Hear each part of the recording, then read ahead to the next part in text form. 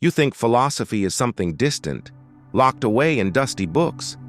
But what if I told you there's a place where it breathes, where it walks, where it lives every single day, without ever needing a name? In Japan, philosophy isn't explained. It's lived. And what's even more fascinating, what most people don't even realize it, because there, simply living is already philosophy. And it all begins in the quietest way possible, inside the home. There's no excess, no visual noise, no overwhelming sense of chaos that you might know too well. That restless mind constantly chasing more, wanting more, holding on to more. The homes are simple. The spaces feel open. And the silence, it doesn't feel uncomfortable. It feels like it's holding you. But here's what no one tells you. This isn't about aesthetics. It's not about having a beautiful house. It's about having a light mind. Because when you remove excess from your surroundings, without realizing it, you start removing the excess inside you too. And this is where everything shifts. They're not trying to control life. They're learning how to move with it. Everything changes. Everything passes. Everything transforms. And instead of fighting that truth, they learn to live alongside it, without resistance, without drama, without rushing. Now think about this for a second. That same idea doesn't stop there. It goes deeper. It enters the mind. While so many people in the West are constantly trying to figure everything out, analyzing, overthinking, predicting problems that don't even exist, in Japan, there's a different approach. You observe without attaching. Thoughts come, and they go. Feelings show up, and they fade. And you don't have to chase every single one. Have you noticed how your mind keeps pulling you, dragging you into the past, or pushing you into the future? Now imagine not having to follow that, just watching, without reacting, without identifying, just being. That's presence, and presence leads to something even deeper.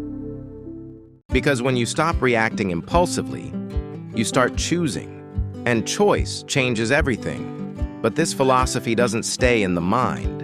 It moves into the real world, into work. And this is where the difference becomes undeniable.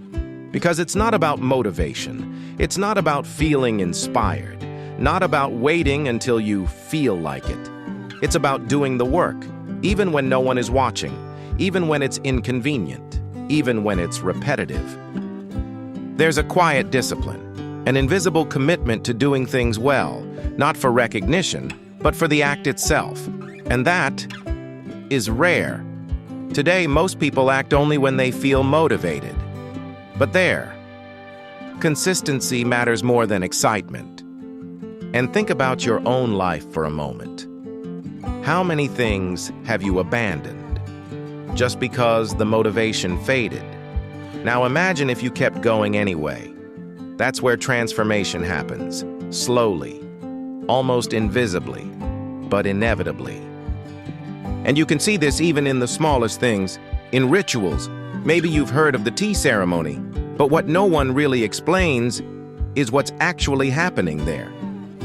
It's not about drinking tea, it's about total presence. Every movement is intentional, every gesture is aware, nothing is rushed. Time slows down, and something simple becomes profound. Now stop and think. When was the last time you did something fully present?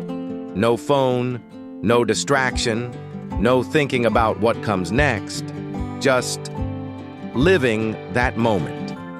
It feels strange, doesn't it? Because that should be normal, but now it's rare. And here's the most subtle shift of all. When you bring awareness into the ordinary, life stops being automatic. It starts to mean something, even in the simplest things. You can see it in their art, too. You might expect complexity, extravagance, something overwhelming, but instead, you find restraint. Beauty lives in the minimal, in empty space, in imperfection, in what isn't obvious. While the world keeps telling you that more is better, they show you something different. Less can go deeper. A simple object can carry more emotion than something overly detailed. A flaw can be more beautiful than perfection because it's real. And that brings us to something we spend our lives avoiding: imperfection. Now take a breath, because this goes even deeper. Because all of this prepares you for the hardest part of life: pain, loss, failure, everything you can't control. In Japan, there's a quiet strength in facing these things. It's not coldness, it's not indifference, it's acceptance. Life hurts, and that's okay. Things end, and that's okay. Not everything will work out, and that's okay. But here's what changes everything. They don't turn pain into a performance. They don't dramatize every fall. They don't amplify suffering. They feel it, and they keep going, with dignity, with presence, with silence. And that is powerful.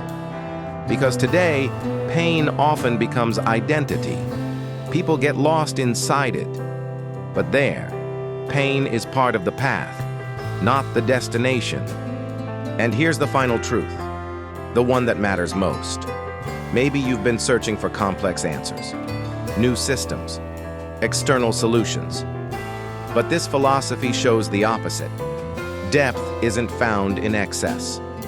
It's found in simplicity, fully lived, in silence, in consistency, in presence, in how you do what you already do, every single day. Because in the end, life doesn't change when something extraordinary happens. It changes when the ordinary becomes conscious. And maybe what you've been searching for was never something new, just the ability to truly live what's already here.